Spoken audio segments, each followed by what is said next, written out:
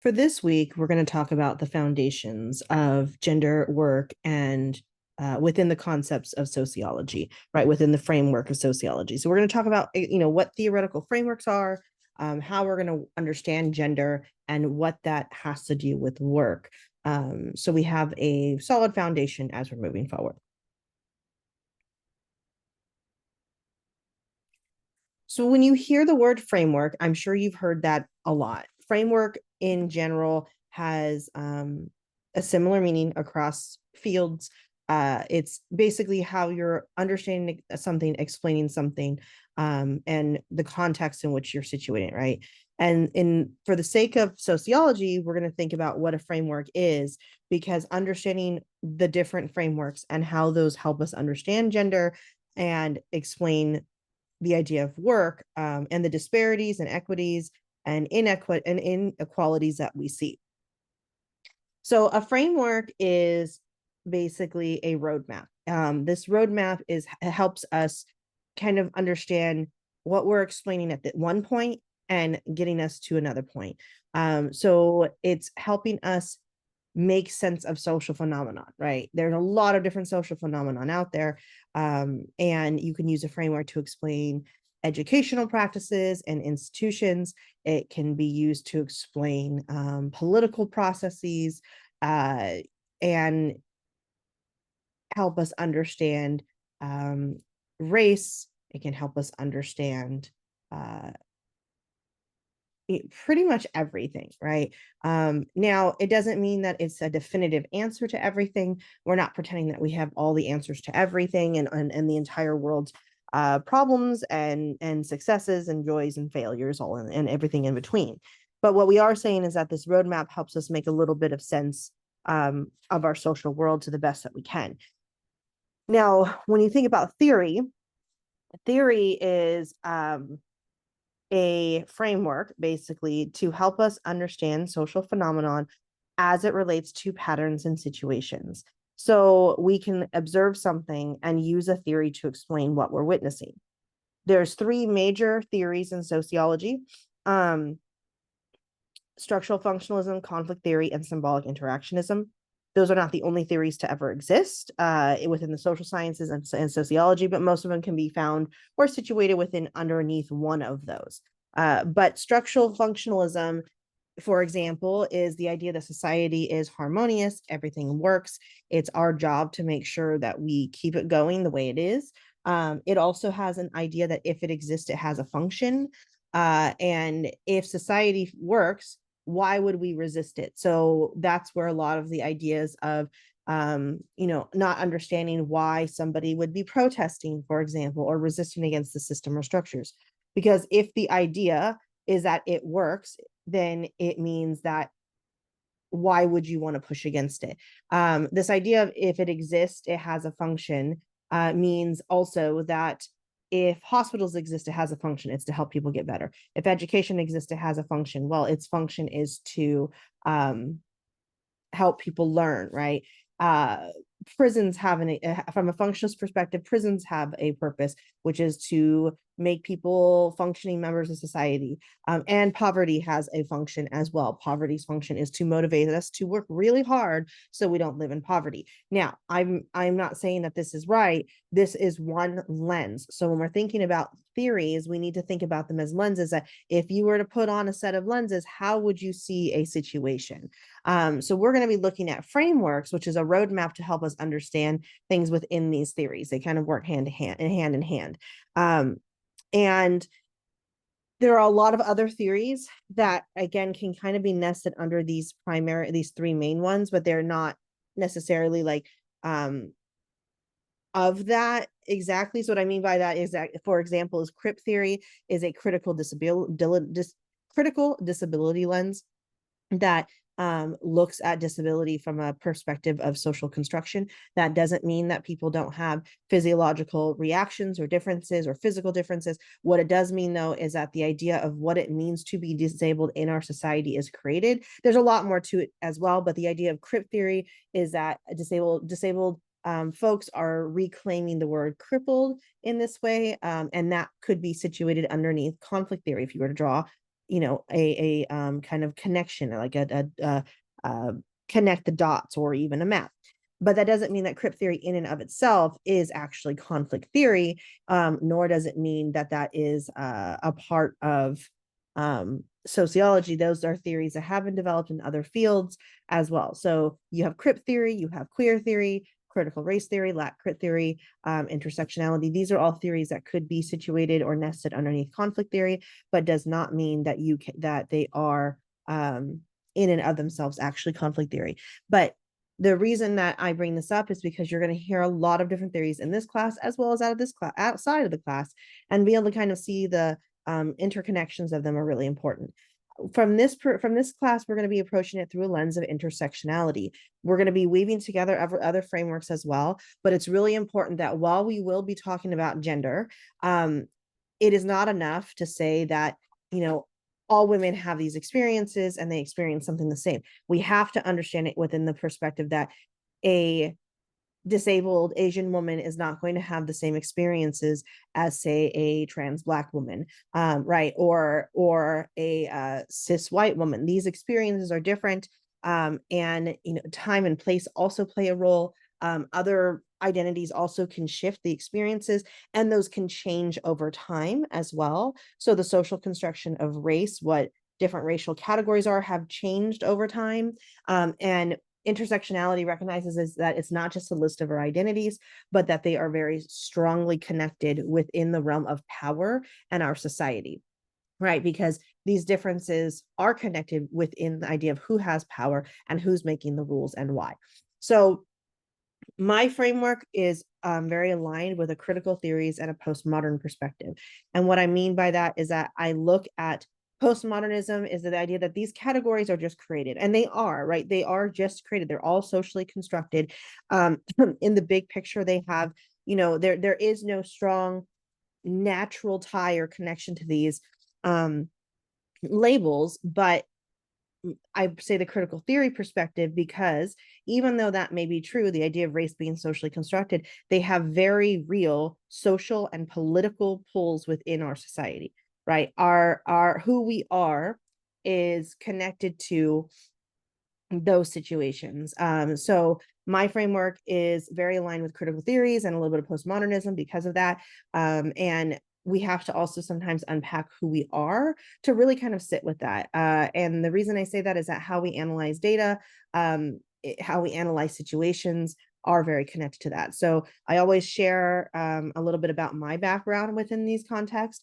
So I have a white name. I'm white presenting, but I am part Korean. So I have that generational connection and the heritage, like that heritage, in my line, the idea of, this concept of Han in the Korean culture, as well as Chung in the Korean culture, Han being kind of this, there's no direct translation, but this idea of like almost resentment and sorrow and anguish, and very, very strongly connected to, a people that were occupied for many years. But this idea of Chung, which is trying to not change, but rather like also embrace a level of solidarity and collectivity, of like joy and hope. So those are things that I have felt very strongly in my own life and in my identity, and things that have been taught to me over my lifespan, right, my lifetime. So these are important parts of my culture, and generational,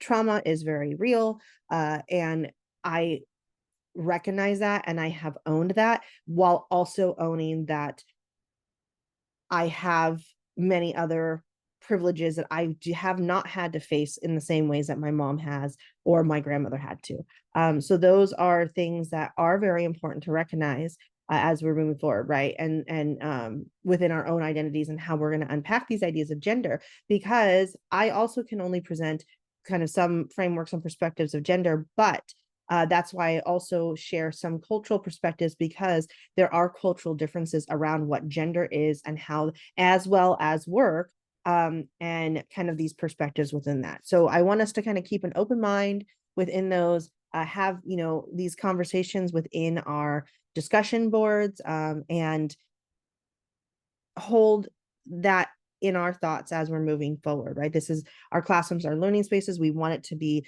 a place for us to engage in discussion and dialogue. However, while the idea of gender should not be contentious, sometimes people are coming from different places where they're unpacking these things, while at the same time, we have to be really aware and cognizant of the fact that these are lived experiences of people, right? Gender affects everybody.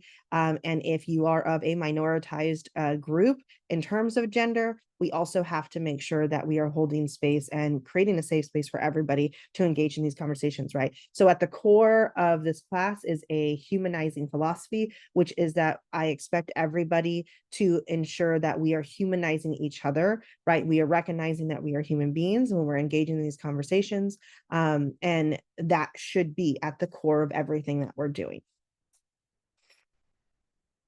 So I touched upon these three major paradigms so far, and this idea of like, the humanizing kind of perspective. So that's the framework I approached the class, but I ensure this humanizing perspective is very closely tied to a framework of critical pedagogy, which is that students have a wide range of experiences and perspectives to bring to the classroom, and that this is an interconnected relationship when it comes to my teaching as well, right? Yes, I have experiences, but you have experiences. And so being able to make sure that the materials are interconnected, critical pedagogy is really at the heart of a lot of my teaching philosophy, which is where that humanizing perspective comes in. And so I want to say that because when we're approaching these paradigms, we also have to recognize that since we are human, things can change too. So sometimes we may hold one perspective or one of these paradigms as our primary paradigm to view the world, but we can kind of reframe and reshape our thinking. So the three major paradigms in sociology are structural functionalism, conflict theory, and symbolic interactionism. Within that, the structural functionalism and conflict theory are what's called macro level paradigms, while symbolic interactionism is a micro level paradigm. When I say micro, I don't mean like you can't use it to analyze society, but what I do mean is that it tends to look at the smaller scale interactions and specific kind of perspectives, while structural functionalism and conflict theory are looking at larger systems. So under structural functionalism, the kind of primary tenets is that society is functional. If it exists, it has a function, and that it is our individual responsibilities to uphold our roles so we don't create dysfunction. It dismisses the realities of inequalities and inequities that as a part of a systemic problem. Meanwhile, conflict theory is looking at society as being in a constant state of conflict. Weber says that bureaucracy could fix this. Not all conflict theorists are in alignment with Weber's idea, but Weber says that bureaucracy can be fixed or can fix these inequalities and this constant state of conflict. Marx says that it isn't necessarily inherent, that it is very strongly tied and related to capitalism. Now, structural functionalism and conflict theory are two primary, are macro level theories that you have probably interacted with before if you've taken a social class. They can both look at the same problem, but what they're analyzing are different. So structural functionalism, for example, and conflict theory will both look at poverty.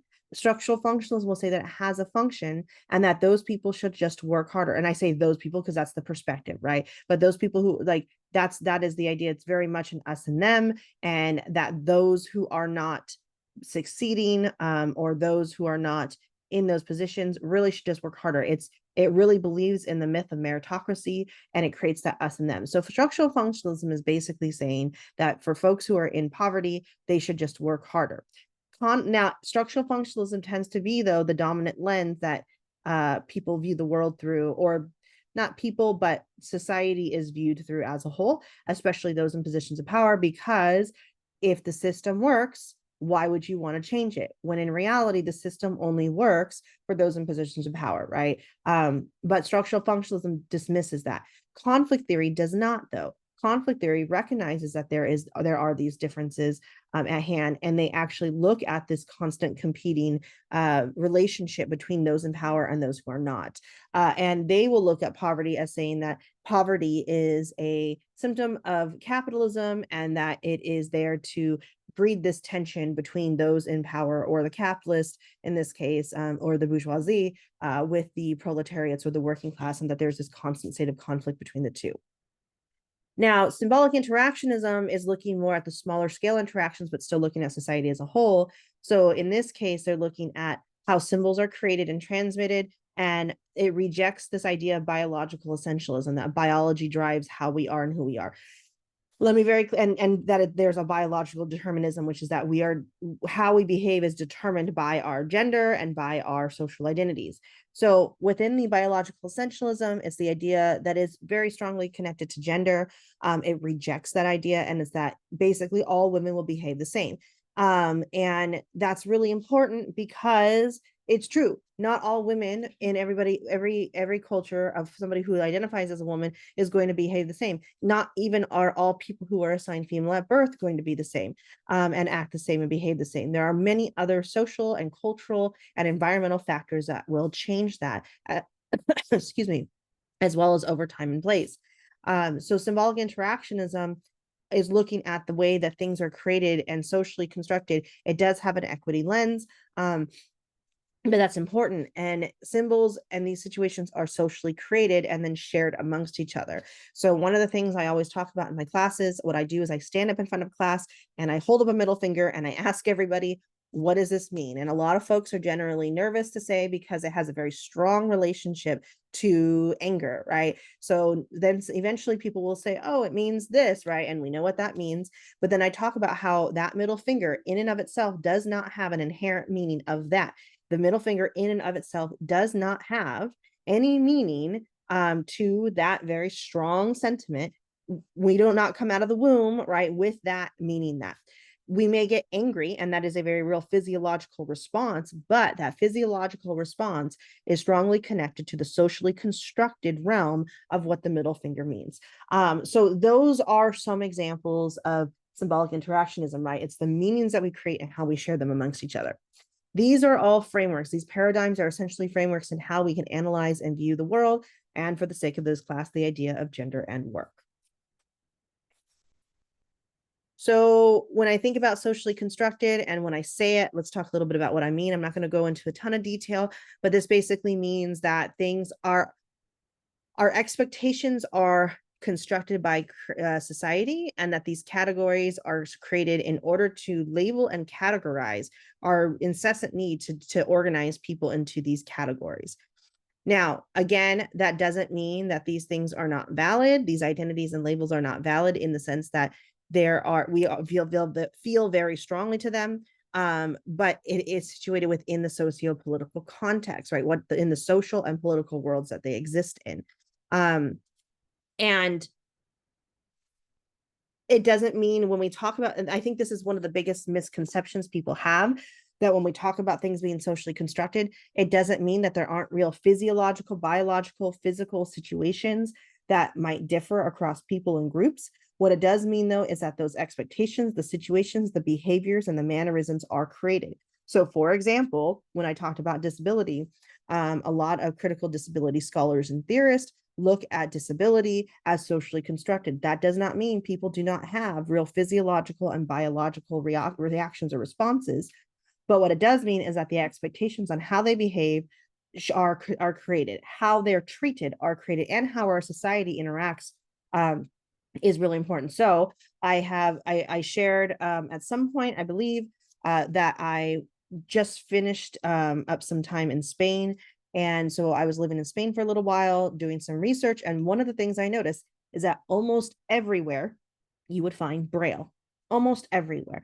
There was Braille everywhere. Now, we have Braille sometimes in the United States, but it certainly is not as prevalent as I had seen in Spain. And that was one of the first things. So I had to get some antibiotics, for example, Braille on the box.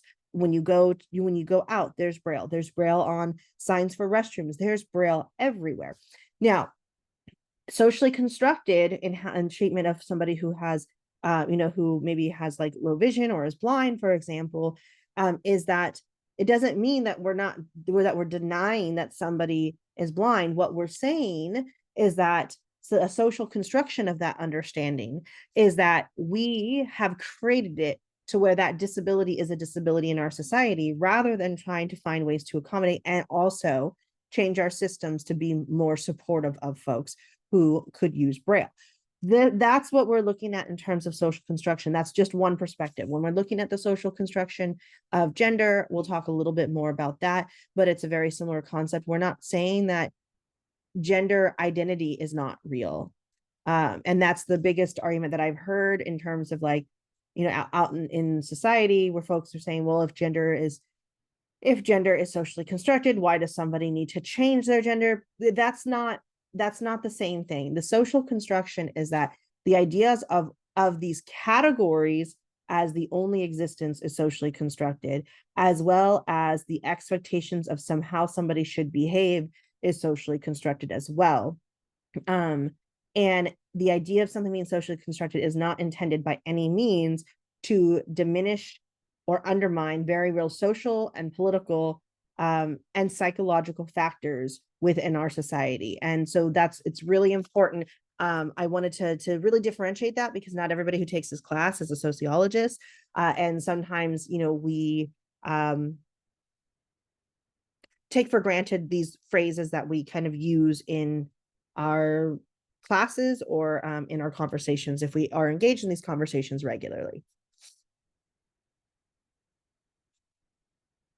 Okay, so I want to talk a little bit about the ideas of what it means to be, again, socially constructed.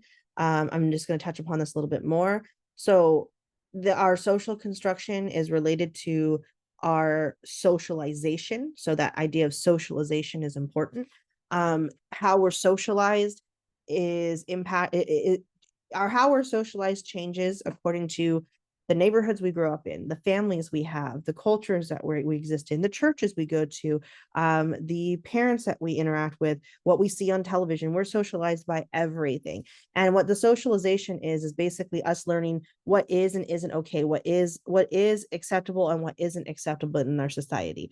And this is really important when we're thinking about it in terms of work, because what is and isn't acceptable as work for people across different genders is something we are taught from a very early age. So there was a research study, for example, that had asked children to draw a picture of a scientist. And for many, many years, the vast majority of them almost always drew pictures of men. We're now seeing a switch. We're now starting to see a shift that children are actually starting to now also draw pictures of women. That's not because women haven't been able to be scientists. It's because we were socialized for a long time, and because representation matters, and representation of women was low within the field of science when we were looking at that. That doesn't mean that women scientists didn't exist. It just meant that the representation of them and the knowledge of them was not there.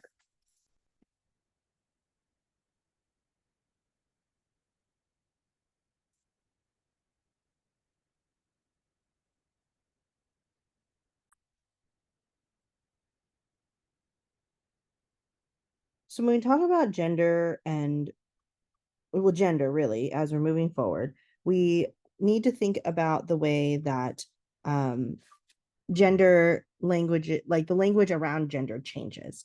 And when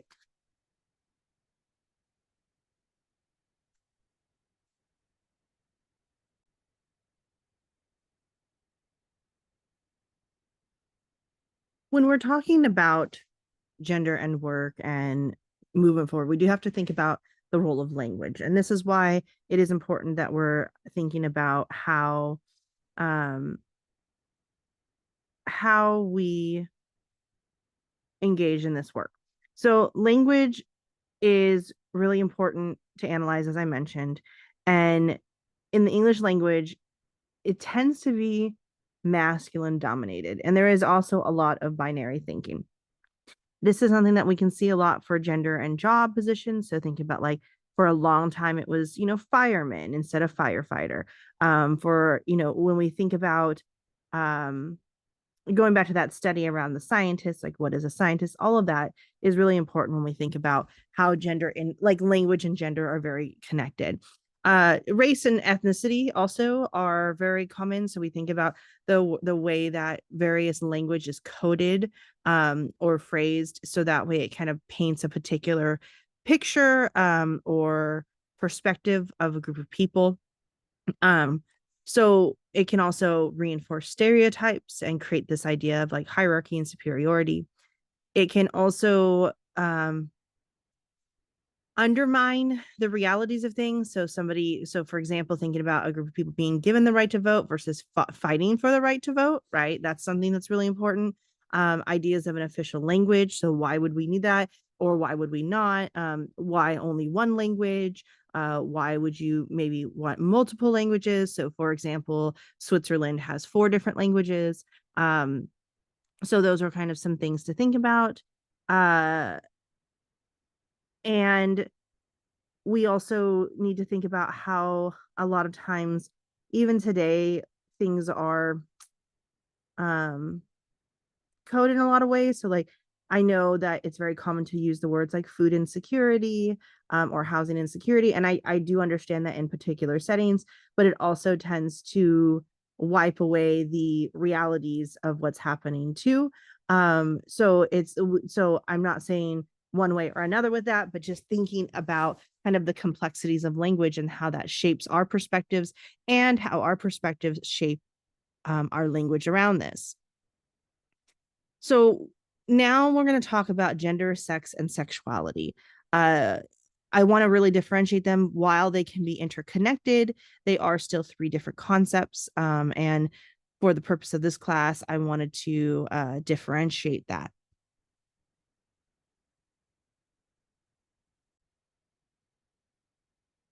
So with sex, we're also going to think about how there's this social construction of it. And when I think about this and when I explain it, we tend to think about the categorization of sex as a given, right? That people are born male or female. And that's kind of the idea in our society. And it is still the dominant perspective and idea. Absolutely. With that, we should have an understanding of how the categorization of it as a binary doesn't exist. And there are some folks who try to utilize science to justify that it's still a categorization of 2. But really, it's not that simple. Sex has to do with our chromosomes and the perceived genitalia. This is called our primary sex characteristics. And the idea is that it has to do with like sex organs and the reproductive organs. Meanwhile, there's also the secondary ones, which have a lot to do with things like puberty, voice change, hair growth, menstruation, etc. With and those are the characteristics that are connected to this categorization of sex. Secondary sex characteristics don't show up until later in life. And then when I say perceived, because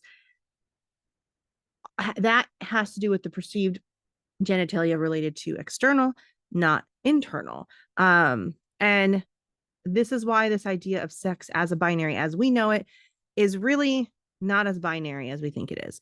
The typical transmission is that a person who is assigned female at birth will, if they have a baby with somebody physically, that they are giving X chromosomes, while the person who's assigned male at birth is given an X or a Y.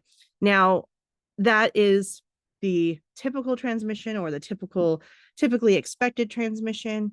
And so we're going to think about how that binary isn't really all that simple. When I say there are 6 karyotypes, I mean there's 6 primary dominant karyotypes. And what a karyotype is basically the appearance of chromosomes or the connection of chromosomes. So we really should be thinking about this idea of sex as a binary kind of beyond just the scope of 2. Different people can have different chromosomal makeups. So you have XXX, XXY, here. And there's only one of these. These are the ones that would result in somebody being able to survive within this chromosomes. There are other makeups too. But in general, these are the ones, and there's only one of them that would present differently for somebody. So the existence of intersex folks, which is not just having to do with having both sets of reproductive organs or some variants of it, but it has to do with chromosomes. Intersex has often been dismissed, and just the existence of the intersex categorization does show that this binary is a social construct. Stigma is slowly changing, but is not yet gone. There is still a large dehumanization that takes place because of our incessant structural functionalist perspective that really clings onto that idea. Meanwhile, gender is different. Gender is, we tend to have it also socially constructed within man or woman, women being associated with femininity, men being associated with masculinity in our Western perspective in the United States, and other ideologies too. I'm not saying just the US, but for me, and many of us in this setting, we are familiar with that. However, Judith Lorber says that gender is a human invention, like language, kinship, religion, and technology. Like them, gender organizes human social life in culturally patterned ways. Gender organizes social relations in everyday life, as well as in major social structures such as social class and the hierarchies of bureaucratic organizations. So what does that mean? Well, what we understand gender to be is a human invention. That doesn't mean that there haven't been ideas of gender around for many years, or that the concepts of gender haven't changed culturally, but it means that it is designed to organize folks in different ways. The ideas of structural functionalism within gender means that it is appropriate for a woman to be feminine and appropriate for a man to be masculine. There are a lot of biological perspectives that overlap with it. So that means that what you are assigned at birth will determine what your gender is, and in turn should determine how you behave. From a functionalist perspective, it is really rooted around the family. Roles are complementary. So a man complements a woman complements a man. That's why you should be what you are. And I say that sarcastically because of the functionalist perspective involved. It dismisses the gender inequalities within labor, and that's because of this idea of it being complementary. Parsons, however, says that this idea of gender helps with the division of labor and it allows us to maximize resources.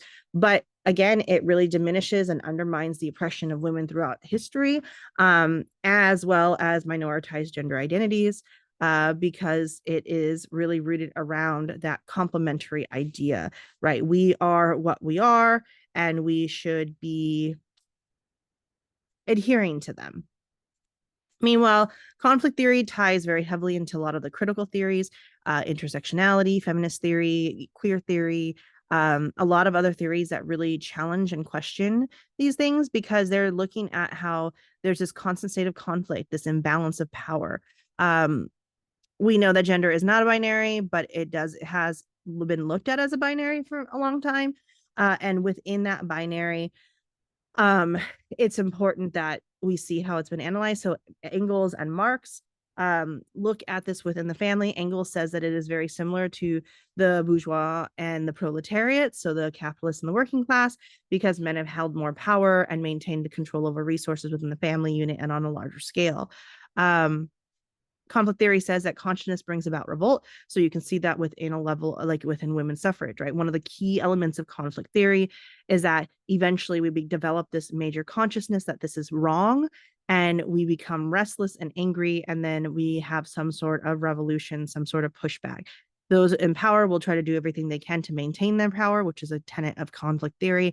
And so we look at that within this. Meanwhile, symbolic interactionism is looking at how the meanings and roles change depending on development, exposure, age, socialization. Activities shape our views, social settings, and bonds. So think about like the playground, for example. I remember when I was in kindergarten, it was really big for the boys to chase the girls. And I remember my kindergarten classroom being separated. On the side, there was a boy side and a girl side. And this was, very big. Not as prevalent anymore, but still in some settings it is. So such symbolic interactionism is how we get socialized in what our appropriate gendered behaviors are. And I say appropriate, not that symbolic interactionists look at that, but rather society does. So thinking about how these things reinforce, that's really important when it comes to gender. I just want to touch upon a couple of theories. These will not be the only theories that we'll ever be talking about, but just foundationally. So queer theory is really important because it looks at identity without a specific direction. Queer theory, yes, looks at sexuality. Oh, and that's right. I forgot to cover one other thing. Sorry. So sexuality, queer theory looks at sexuality and gender and sex, yes, but it looks at how these norms have been created from a white male heterosexual cisgender perspective, and those perspectives are institutionalized. That means that they are embedded and pushed into from our birth, from politics, within church and education and family. Queer theory, though, rejects this. Queer theory is saying that anything that challenges what has been normalized and legitimized, that's dominant, is considered within this framework of queer theory. Anything that challenges essentialism, challenges the binary. It's not just sexuality, but anything that challenges the white male heterosexual cisgender kind of westernized perspectives kind of is situated within queer theory. It is not determined, it is not set up to only look at LGBTQ plus, for example, but it's looking at things that challenge these dominant ideas. Eve Sedgwick says that the open mesh of possibilities, gaps, overlaps, dissonance, and resources, lapses and excesses of meaning when the constituent elements of anyone's gender, of anyone's sexuality aren't made or can't be made to signify monolithically. So she's basically saying queer theory allows us to think about possibilities, that our identities are not just one thing. Life is fluid, basically. And if we can accept that idea that identity and life is fluid, that it would be much easier for us to accept these other labels that we are coming up with, right? In an ideal world, we wouldn't need the labels, but the labels are also helpful for many people to connect with in ways that they didn't feel represented and maybe hadn't been present for them for part of their life in a very heterosexual perspective. There's a couple other words that I will cover. So heterosexual or heteronormativity. So heterosexual being related to like being straight. Some of you are familiar with this, and that's great. I just like to cover those things. Heteronormativity is basically when heterosexuality or straightness is the default or is the norm in our society. So think about, how anything any book that has to do with a gay couple that's introduced to children is immediately trying to brainwash them, but a straight couple is just by default, and there's rarely to never any pushback. That's how heteronormativity is. Compulsory heteronormativity. Compulsory heterosexuality is when the idea that we by default engage in heterosexual relationships. But we'll be covering some more of those. So those are some things that I will be exploring a little bit more of as well. Intersectionality is coined by a civil rights activist and law critical race theorist, Kimberly Crenshaw. Doesn't exist long before as a concept, but she coins the term and she really dives heavily into this. She basically says that it's not enough to look at the intersection of law and gender, but we also have to look at race too, because it's not enough to look at how law disproportionately affects women differently, but it also affects Black women, for example, differently. Patricia Hill Collins then extends this with Black feminist thought and says that it's not just race and gender, but it's also class and ethnicity. Spoke of excuse me, long before. So Sojourner Truth has a statement that she said she was born. She was a formerly enslaved woman, and then is a huge abolitionist. She says has an anti-woman statement and speech where she talks about how they say that you should treat women one way, but then they treated her a different way for being a Black woman, and that's where that I strongly suggest that you look that poem up or that speech up. It's very strong. Anna Cooper was also a Black liberation activist and abolitionist who really campaigned for intersecting ideas. She ends up developing a PhD and really contributes to a lot of the kind of liberation ideas intersecting with race in the social sciences. And so when we're thinking about this, the idea of power is really important when we're thinking about how we understand gender, sex, and sexuality. Before I get to that, though, I did say we were going to talk about gender, sex, and sexuality, right? So I differentiated between sex and gender, where sex has to do with more of the physiological and physical, but as a binary socially constructed, while gender is more about organization. Sexuality is different, though, as it has to do with sexual attraction, if there is any. There are different types of attraction that can take place. Sexuality has to do with, or that you'll hear it also as sexual orientation, has to do with your likes and dislikes, and your attraction and who you're attracted to, and if you're not attracted to anybody, if there is attraction. I make sure of that because it is important to be inclusive of asexuality, as well as other sexualities that kind of are nested under, like demisexuality. And the thing that I always differentiate between is that sex has to do with how we're born, right? And I'm not saying that in terms of the classification of assigned female at birth or assigned male at birth, but just in terms of our primary and secondary sex characteristics, it has to do with how we're born. But there is still a binary that box this is in. Gender has to do with who we go to bed as, right? Our gender identity, while sexuality has to do with who we go to bed with, if anybody. And I say that because, again, inclusion is important, and the assumptions that sexual attraction is by default the expectation is important to differentiate and highlight. So those three concepts, sex, gender, and sexuality, are three very different ideas, but they are still connected. And the narrative, who controls the narrative around it, has to do with power, right? Power is the ability to exert control and influence. It is the foundation of isms, and I say the isms like racism, sexism, classism, those all of these things, as well as transphobia, for example, too. But it has to do with who's creating the narratives, who's creating the stereotypes, who's enforcing the stereotypes and the biases. And we can't really do a justice to liberation work of any sort if we're not looking at the role of power. Internalized dominance is still connected to power. It is the assumption that everybody has the same reality, and because of that idea, especially those in power, the assumption is that the world is operating with the same assumptions, and this is how power is often or privilege is justified. I don't have privilege, I worked hard. Well, for many people, yes, hard work has come as well, but some people had to work harder, and this is really why it's important that we look at power, who's creating those narratives. Internalized oppression is when groups who are minoritized oftentimes are taking those messages and internalizing them as truth as it aligns with the dominant narrative. So let's kind of wrap up with some final thoughts now focused around work. So what is work? Marx states that labor is, in the first place, a process in which both man and nature participate, and in which man of his own accord starts, regulates, and controls the material reactions between himself and nature. Marx is explaining it in the sense that basically labor is the interconnection and the exchange between human beings and nature.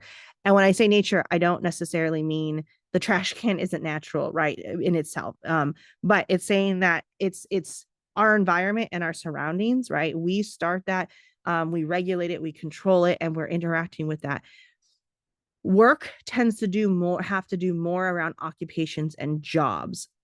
I'm resisting that a little bit, and we're going to define work, though, beyond just occupation and jobs. And we're going to look at it more around the idea of labor, because we also need to think about productivity to meet human needs. For example, somebody who raises children is not being paid. That is not considered work. It is work, but it's not work in the narrative of occupation and jobs. So it is really important that we're looking at this beyond the scope of just occupation, jobs, and pay, because that is also connected to narratives around work. So, for example, when I explain a little bit more, when we talk about teaching in the field of education, it is a feminized field, which means that it is looked at as a field that women mostly go to, which is true.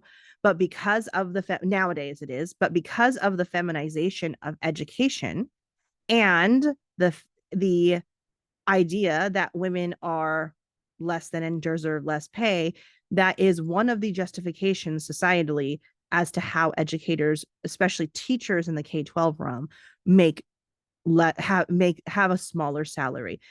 Yes, California, especially in union oriented places, teachers are paid fairly well comparatively, but that is not the case on a national level. So this is why we have to look at these interconnections, as well as how, our how labor can influence the ability to do well in your job or to get promotions. Work is something that many people have talked they resist a lot. And it's something that you will see very heavily present in popular culture and media. All like, this is the Lego movie. This was a popular meme for a long time. And if you've ever listened to Dolly Parton's 9 to 5, which I strongly suggest you do, it is a very important thing to look at. So I'm going to wrap up with going through the poem that I asked you to read a little bit. And I'm not going to bring up the poem, but I want to ask you a few questions around it to kind of prompt your thinking, because I don't want to just give you the critical analysis. So the poem I asked you to read was Audre Lorde. And that poem, well, maybe I will bring it up. I apologize. So I'm going to bring it up. Let's go ahead and switch over into that. So I asked you to read this poem called Who Said It Was Simple by Audre Lorde. And in this poem, it's a really good example of intersectionality, because it shows that it's not just that simple. It's not just about gender. It's not just about race, right? We look at the world through our experiences. There are so many roots to the tree of anger that sometimes the branches shatter before they bear. Sitting in Netics, the women rally before they march, discussing the problematic girls they hire to make them free. An almost white counterman passes a waiting brother to serve them first, and the ladies neither notice nor reject the slighter pleasures of their slavery. But I, who am bound by my mirror as well as my bed, see causes in color as well as sex, and sit here wondering which me will survive all these liberations. So Audre Lorde identified as a Black lesbian. So that's important because you can see that represented here in the poem. So we're going to break it down a little bit. So there are so many roots to the tree of anger that sometimes the branches shatter before they bear. Pretty straightforward, right? But you can imagine a tree with these roots, the tree of anger, right? So obviously people are angry about oppression and prejudice and discrimination. And that sometimes there's so many roots that eventually they shatter because they can't bear the weight. Sitting in Netics, which is like a restaurant, think like a Denny's of some sort. The women rally before they march. So clearly the women are going out to march in resistance to something. Discussing the problematic girls they hire to make them free. So basically, these women are sitting at a counter in a restaurant. They're about to go out to march in resistance to something. And they're talking about these women, they're talking about these girls that they're hiring, so that way they can go. So maybe it's somebody who is babysitting for them, maybe it's somebody who is taking care of the house for them, but they're hiring these girls. And the idea here is that they've hired these girls so that way they can be free to go march. An almost white counterman passes a waiting brother to serve them first. So somebody who is a Black counterman, so a server that's Black, but is white passing, maybe white, almost white, so lighter skin, passes a waiting brother to serve them first, and the ladies neither notice nor reject the slighter pleasures of their slavery. In this case, there's seen the hierarchy within even colorism, as a Black man was waiting there, but the counterman instead served the ladies first. And they didn't notice or challenge the slighter pleasures of their slavery. So even though they're still oppressed as women, they still have some slighter pleasures, right? Some more joy, some more opportunities. But I, who am bound by my mirror, so how she looks, as well as my bed, so who she's engaged with sexually, see causes in color as well as sex, right? So it's not just one or the other, it's both. And sit here wondering which me will survive all these liberations. And so she wonders that because of these different marches and fights for, equality, which don't get me wrong, are vital. And she would have agreed. She was a very big activist, though, is still saying that despite that, we are so focused on singular issues that we're looking at how one identity of hers is the center of this liberation, but the other parts of her identity will not be as centered or will still be oppressed. So when we're thinking about intersectionality, we really should have that in our mind. And I really encourage folks to sit with this poem for a little bit to think about how she really expresses the idea of intersectionality. Now, this here isn't necessarily work, although it is. There's elements of work here, right? This is within the food service industry. This has to do with domestic life, right? There is still very heavy work-related themes within this. I really want you to sit with intersectionality because we will be approaching the class from that lens.